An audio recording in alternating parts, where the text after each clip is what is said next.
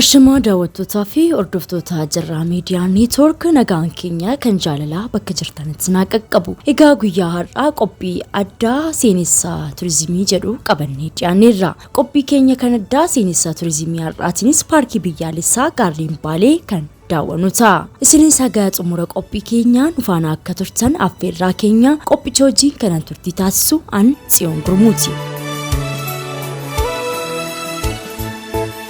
Paarkiin biyyaalessaa Gaarreen Baalee kibba Itoophiyaa Finfinnee irraa kiiloomeetira 400 gara kaaba bahaa fagaatee kan argamu yoo ta'u, Shaashamannee irraa ammoo kiiloomeetira 150 gara bahaatti fagaatee mootummaa naannoo Oromiyaa keessatti argama. Paarkiin kun qaama Gaarreen Arsii Baalee yoo ta'u, kunis lafa ol ka'aa kibba bahaatti kutaa dhihaa uuma. Paarkiin kun aanaalee 5 keessa kan jiraatu yoo ta'u, isaanis Adaabbaa, Diinshoo, Gobba, Dallomannaa, Angeetuu fi Haran Bulluqitti argamu. Paarkiin biyyaalessaa Paarkii Baalee paarkii biyyaalessa Oromiyaa godina Baalee keessa jiru yoo ta'u, paarkiin kun iddoolee dachaa addunyaarra jiru kamiyyuu caalaa bineensota baay'inaan achi jiraatan qabaachuun beekama.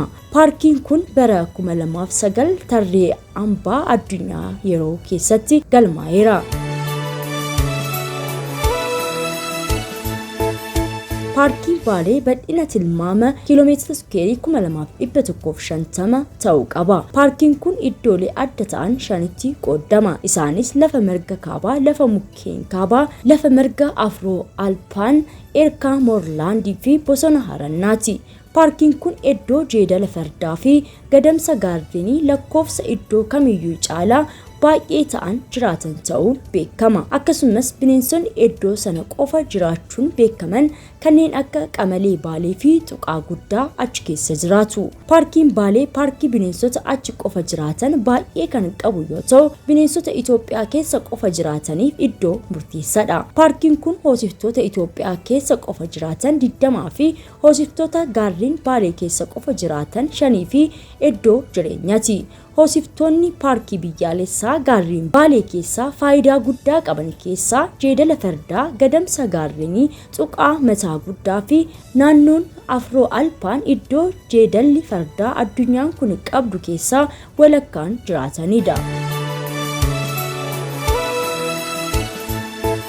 Jeedalli fardaa addunyaarraa baay'inaan xiqqoo yoo ta'u, yeroo ammaa 400 kan ta'an qofatu addunyaarra jira.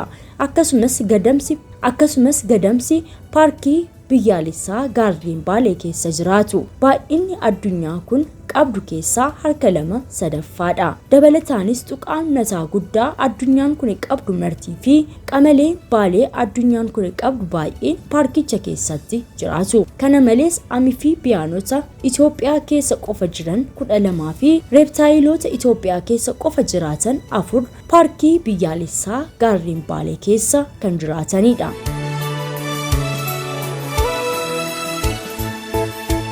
Egaan daawwattootaa fi hordoftoota Jirraa Miidiyaa Neetwoork qophiin keenya seenessaa turizimii kan guyyaa har'aatiif qopheeffannee kana fakkaata ture. Qophii wajjin kanan turtii taasisaa ture an Tsiyoon Gurmuutii horaa bulaa.